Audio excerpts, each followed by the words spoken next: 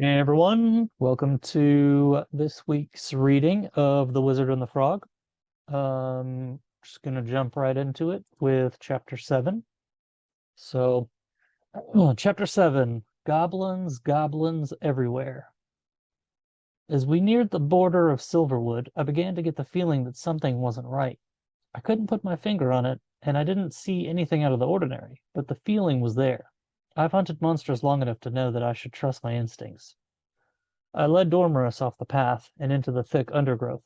It was slower going, but I wanted to be sure there was nothing to be concerned with. We came down a large hill when I smelled it, a sickly sweet odor, like honey spilled over rotten eggs. The air grew warmer, and ahead I spotted a small goblin camp. We halted 50 feet from the camp and watched. There were 5 of the spindly creatures. One was playing chef, turning what appeared to be a spitted deer over a fire. One was standing watch at the other end of the camp. 2 sat beside an animal skin tent playing a game with teeth and bone fragments. The 5th one was sharpening a wicked-looking sword. Gods above, Dormers gagged. What's that stench? Goblin, I whispered in reply.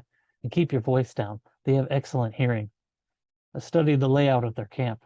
It was new and, judging by the material their tent was made of, temporary. I wondered what they were doing out here. Goblins typically live in communes of dense populations, usually in underground caves. They're small and mostly considered a nuisance, but in large numbers they can easily overtake a small town. These ones all seem to be from different tribes. I can tell because of their varying skin color. Goblins of the same tribe have the same color, which can range from yellow to orange. A few are known to have green, but I've never seen a green one before. The one sharpening a sword looked like the common type I'd killed before. Flat face, broad nose, pointed ears, and small, sharp fangs. He was dressed in dark leathers, stained and soiled by his poor hygiene. He was average size for a goblin, so I guessed he stood just under 4 feet tall. He seemed likely to put up the most fight, so I decided to go for him first. The goblin stood up and tossed his whetstone to the ground, then swung his sword a few times.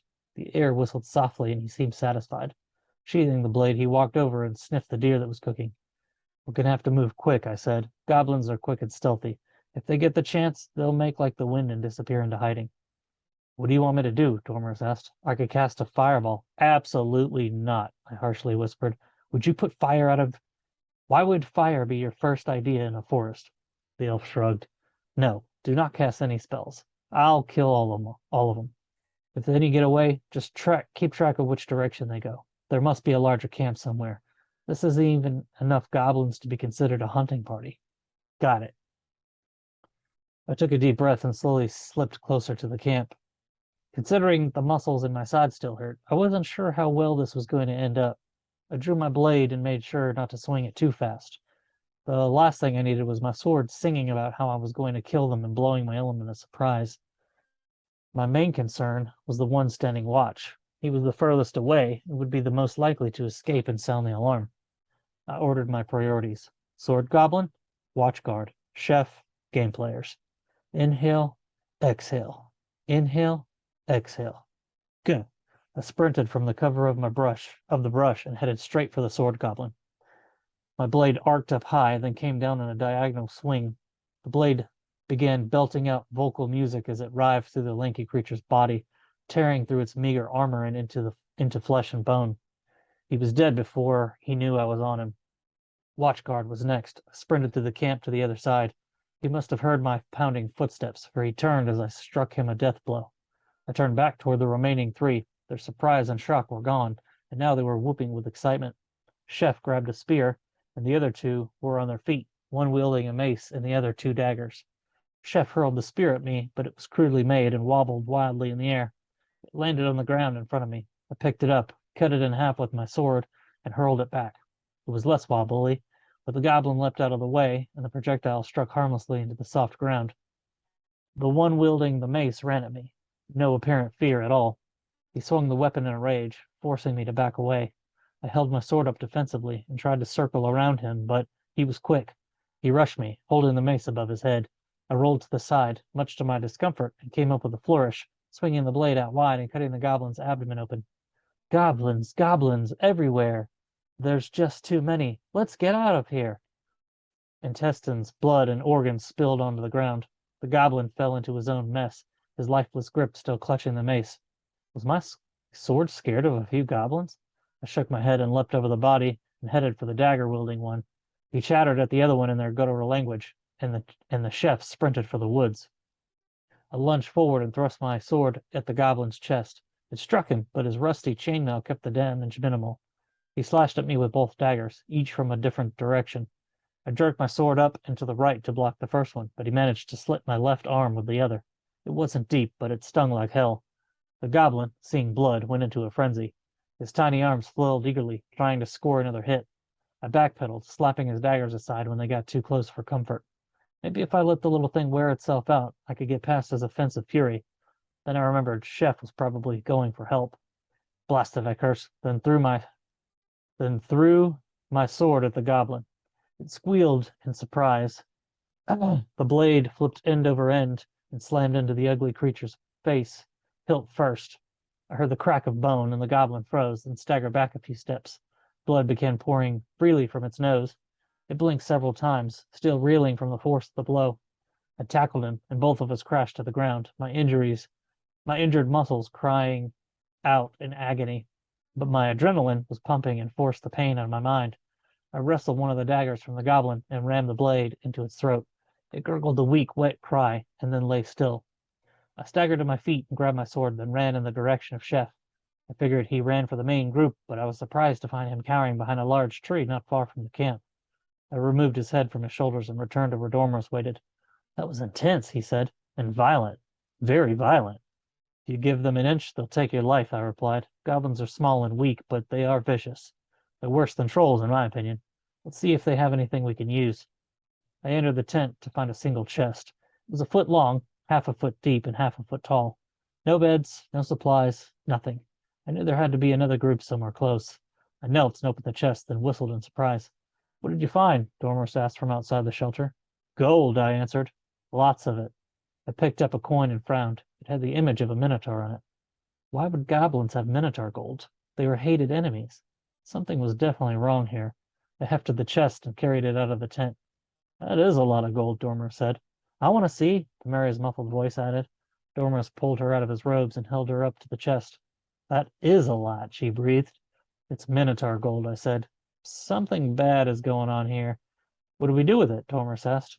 Keep it, I said, shrugging. We can't take it with us right now, but we can bury it and come back for it. I'll dig the hole, Dormer offered. He grabbed a spear I had thrown and quickly dug a hole in the ground at the base of a large tree. It didn't take him long, mainly because the ground was so soft. We put the chest in the hole, then buried it and covered it with leaves. Just hope we can find it when we come back, the elf said. We will. Heading north out of the goblin camp took us up a steep hill. It was difficult, but we made it to the top. The air was humid under the trees, and I was soaked with sweat. Dormer sat on a rock to rest, but I stepped out of the trees and looked down into the valley below.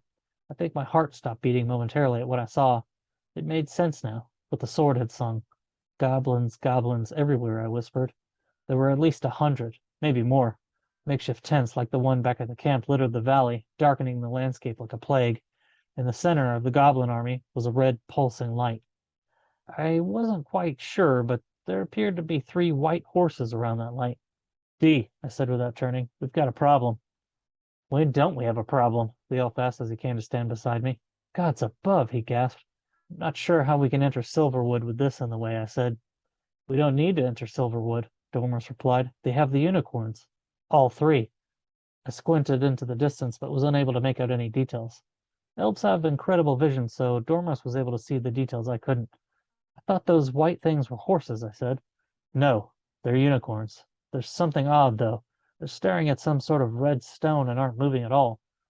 The only way to get the unicorns was to go straight into the camp. I frowned and considered our options, which were few. As much as I dreaded it, we were going to need Theo and Breg. A chest of gold would be more than enough to convince them to help. I looked at Dormers. We're gonna need some help. He returned my gaze and nodded slowly. I'll cast a fireball. What? No. What is it with you and fire? And frogs? Dormer shrugged. I mean, we need Theo and Breg. We just got away from those lunatics. And you want to go back and ask for their help?